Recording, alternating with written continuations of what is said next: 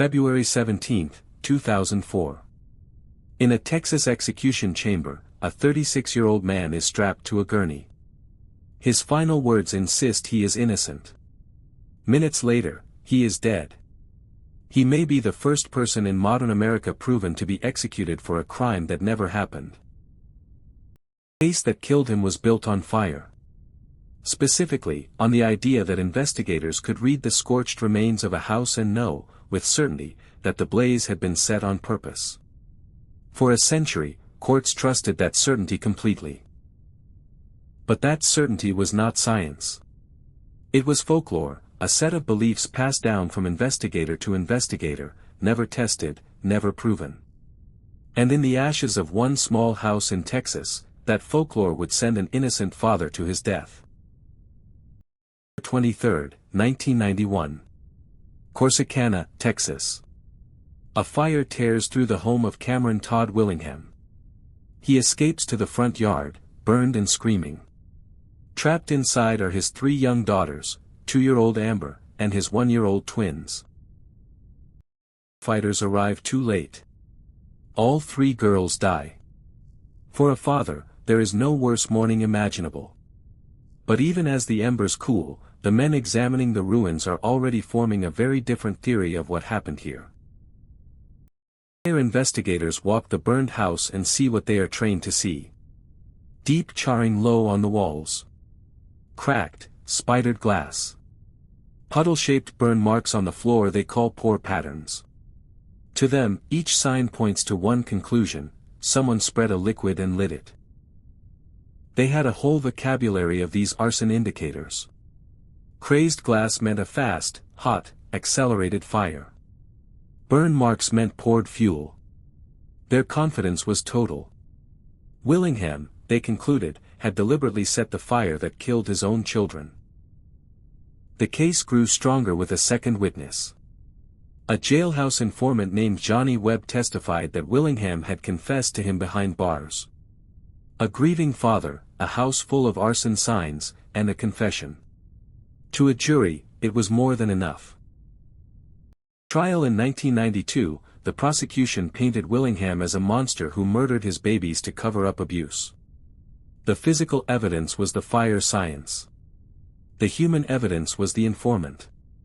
The jury convicted him and sentenced him to death. For 12 years, Cameron Todd Willingham sat on Texas death row, insisting he was innocent. Appeal after appeal failed. The fire evidence was treated as unshakable fact. And the clock counted down toward an execution date almost no one thought to question. Then, in the final weeks, a scientist entered the story. Gerald Hurst, a Cambridge-trained chemist and one of the world's leading fire experts, agreed to review the case for free. He read the original arson report expecting to see evidence. Instead, he saw a relic. By 2004, real fire science had transformed. Controlled experiments had shown that the old arson indicators were simply wrong. A phenomenon called flashover, when an entire room erupts at once, produces the exact same burn patterns that investigators had blamed on poured accelerant. Crazed glass. Caused by water from fire hoses hitting hot glass, not by speed or chemicals. The pore patterns. The normal footprint of a room engulfing fire. One by one, Hurst took every sign of arson and showed it was a sign of nothing at all. His conclusion was devastating and simple. There was no credible scientific evidence that the fire had been set. Nothing separated this tragedy from an ordinary accidental house fire. The entire case rested on techniques that modern science had already discarded. The report was rushed to the Texas Board of Pardons and Paroles, and to the desk of Governor Rick Perry, in the days before the execution. Here was a leading expert saying the science was worthless. It was the state's last chance to stop and look again. The state did not stop. There is no record that the report was seriously examined. The board denied clemency. The governor did not intervene. On February 17, 2004, the execution went forward exactly as scheduled, the scientist's warning left unanswered. Willingham died maintaining his innocence to the end. He had lost his 3 daughters in the fire, and then lost 12 years and his own life to the accusation that he had killed them. If Hurst was right, he was a grieving father the state treated as a murderer. The story did not end with his death. Texas had created a forensic science commission to investigate exactly this kind of failure. It hired another top fire scientist, Craig Beyler, to examine the Willingham investigation from the beginning. His 2009 findings were scathing. The original investigators, he wrote, had no scientific basis for their conclusions. Their methods violated basic principles of fire science, and even the standards of their own time. The arson finding, in short, should never have been made. Then came a moment that stunned observers. Just days before the commission was to hear Beyler's report, Governor Perry replaced its chairman and several members. The hearing was postponed. The investigation into whether Texas had executed an innocent man lost its momentum. There was one more collapse to come. Years later, the jailhouse informant, Johnny Webb, admitted the truth.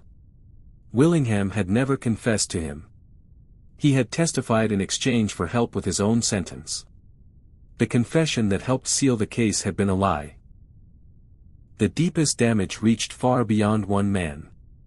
If the arson science was junk, then it had been used in thousands of cases across the country. People were sitting in prison, some on death row, convicted by the very same discredited fire folklore. The lesson is the hardest one the justice system can learn. Expertise is not the same as science. A confident investigator, testifying from decades of experience, can be completely and catastrophically wrong, and a courtroom has almost no way to tell the difference. Today, the state of Texas has never officially admitted that it executed an innocent man. There has been no pardon, no formal exoneration. Cameron Todd Willingham remains, on paper, a convicted child killer, executed for a fire that science says was probably an accident. People died in that house in Corsicana. 3 little girls in the flames, and years later, their father, on a gurney, for causing a fire that may never have been a crime. A whole family erased by a tragedy, and then by a mistake the state would not undo. The evidence was fire. The fire was certain. And the certainty was false. This has been Verdict Files. If this story stayed with you, subscribe. Some verdicts can never be corrected. The next file is already open.